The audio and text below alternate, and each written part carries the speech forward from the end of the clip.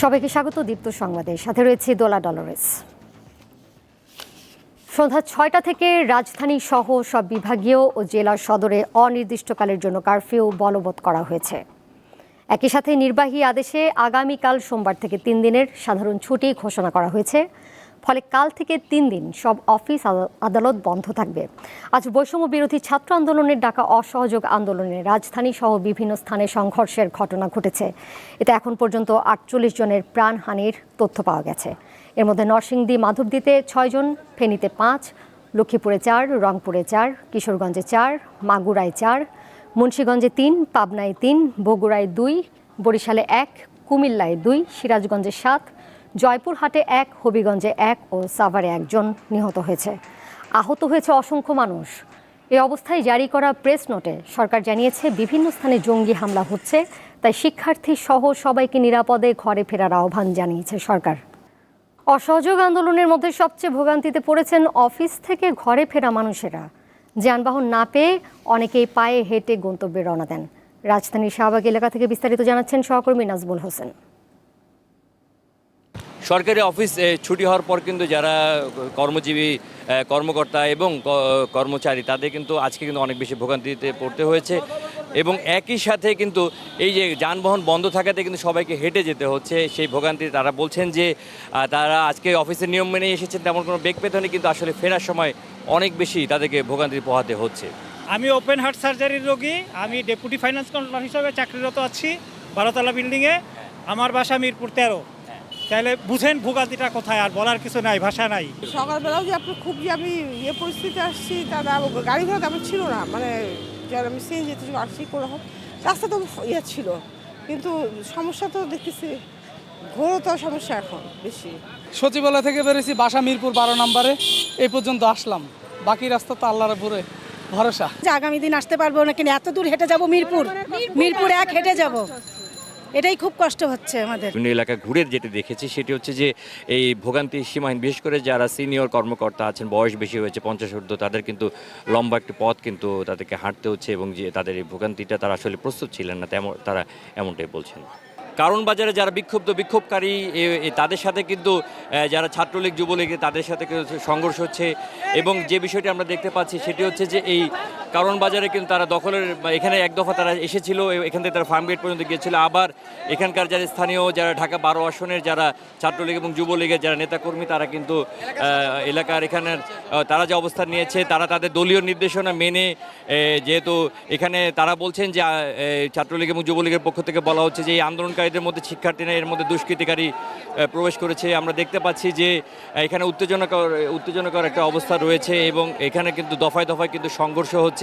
তবে সবাই কিন্তু শান্তি চাইছেন। তারা বলছেন যে এই যারা এখানে যারা আছেন তারা বলছেন যে এই আন্দোলনের মধ্যে অনেক দুষ্কৃতিকারী প্রবেশ করেছে, এবং দুষ্কৃতিকারীরা জঙ্গি হামলা করছে এমনভাবে আমরা দেখেছি। সেটি হচ্ছে যে এখানে গোলাগুলি ঘটনা হচ্ছে, অপর প্রান্ত থেকে গুলি করা হয়েছে, এমন অভিযোগ কিন্তু ছাত্রলীগ এবং যুবলীগের পক্ষ থেকে করা হয়েছে। কিন্তু দফা দফায় কিন্তু এখানে সংঘর্ষ হচ্ছে। বৈষম্য বিরোধী ছাত্র আন্দোলনের নামে যারা এখন নাশকতা করছেন তারা কেউ ছাত্র নয়, এমনটা মত দিয়ে প্রধানমন্ত্রী শেখ হাসিনা সন্ত্রাসীদের শক্ত হাতে দমন করতে দেশবাসীর প্রতি আহ্বান জানিয়েছেন। প্রধানমন্ত্রীর প্রেস উইংয়ের থেকে পাঠানো খুদে বার্তায় কথা জানানো হয়। চলমান আন্দোলনের মধ্যে গতকাল সমন্বয়কারী শিক্ষার্থীদের আলোচনায় বসার আগ্রহ প্রকাশ করেছিলেন প্রধানমন্ত্রী, যদিও প্রত্যাখ্যান করেন শিক্ষার্থীরা। প্রধানমন্ত্রী জানিয়েছিলেন, আলোচনা করতে গণভবনের দরজা খোলা রয়েছে। আন্দোলনের মধ্যে যেসব শিক্ষার্থী গ্রেপ্তার হয়েছে তাদেরকে মুক্তি দেওয়ার নির্দেশনা দেন তিনি, এবং আশ্বস্ত করেন প্রতিটি হত্যাকাণ্ডের বিচার করা হবে। বিকাল থেকে রাজধানীর পল্টন মতিঝিল ও প্রেস ক্লাব এলাকা ঘুরেছেন সহকর্মী আসিফ জামান। টেলিফোনে এই মুহূর্তে তিনি আমাদের সাথে যুক্ত হয়েছেন। সুমিত, সন্ধ্যা ৬টা থেকে তো ঢাকা সহ সারা দেশে অনির্দিষ্টকালের জন্য কারফিউ জারি করা হয়েছে। ৬টা যেহেতু পেরিয়ে গেছে, ঠিক এই মুহূর্তে পরিস্থিতি কেমন দেখছেন, যেহেতু সকাল থেকে এইসব এলাকা বেশ উত্তপ্তই ছিল? বললাম মূলত ৬টার পর থেকে কিন্তু এই এলাকা থেকে আস্তে আস্তে লোকজন সরে যাচ্ছে। মূলত আপনি যেটি বলছেন যে সকাল থেকে এই এলাকা উত্তপ্ত ছিল, সেই ঘটনা কিন্তু একেবারে ৬টার পর পর্যন্ত একই পরিস্থিতি ছিল। অর্থাৎ আমরা যখন এখানে দেখেছি তখন দেখেছি জিপিও সহ আওয়ামী লীগের যে দলীয় কার্যালয় ছিল, সেখান দিয়ে কিন্তু আওয়ামী লীগ এবং তাদের অঙ্গ সংগঠনের নেতাকর্মীদের ব্যাপক উপস্থিতি ছিল এবং আশপাশে পল্টন মোড় এলাকায় কিন্তু শিক্ষার্থীদের অবস্থান ছিল।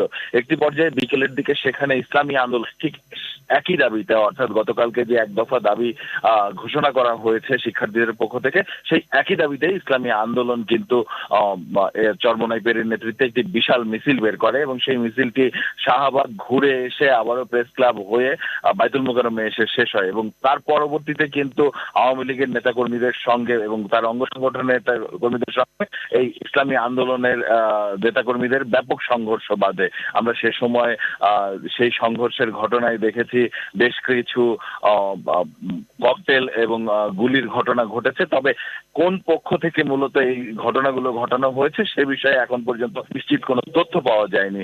হতাহতের বিষয়টি মূলত আমরা দেখেছি ইট পাটকেল নিক্ষেপ বা সে সময় আসলে এই ধরনের কিছু বিষয়ে কিছু হতাহতের ঘটনা ঘটলেও মূলত সেখানে আসলে কতজনকে হাসপাতালে নেওয়া হয়েছে সে বিষয়গুলো এখন পর্যন্ত নিশ্চিত হওয়া যায়নি। একই সঙ্গে আপনাকে জানিয়ে রাখি যে এছাড়া এই সেগুন বাগিচা সহ আশপাশের এলাকায় এই টুকরো টুকরো ভাবে আওয়ামী লীগ এবং তার নেতৃত্বাধীন অঙ্গ সংগঠনের নেতাকর্মীরা কিছু জায়গাতে অবস্থান নেয়। সে সময় এই এলাকা দিয়ে শিক্ষার্থীরা প্রদক্ষিণ করার সময়ও কিন্তু সংঘর্ষ বাধে এবং এক পর্যায়ে আমরা পল্টন এবং সেগুনবাগিচা এলাকা বা মৎস্য ভবন এলাকায় সংঘর্ষের কারণে কিন্তু প্রেস ক্লাবে অনেকটা অবরুদ্ধ হয়ে পড়ি এবং সেখান থেকে মূলত আমরা বেরোর চেষ্টা করলেও উভয় দিকেই আসলে সংঘর্ষের কারণে কোনো দিক দিয়েই আসলে বা গণমাধ্যম কর্মী বা সাধারণ মানুষ চলাচল করতে পারিনি। আমরা এক পর্যায়ে দেখেছি যে সাধারণ যারা মানুষ আজকে যারা অফিসে এসেছিলেন তাদের ভোগান্তি ছিল চরমে, কারণ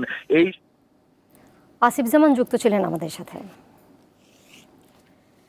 এই সাথে শেষ করছি এখনকার সংবাদ। রাত ৮টায় ফিরব বিশেষ সংবাদ নিয়ে। দেখার আমন্ত্রণ রইল। ধন্যবাদ সবাইকে।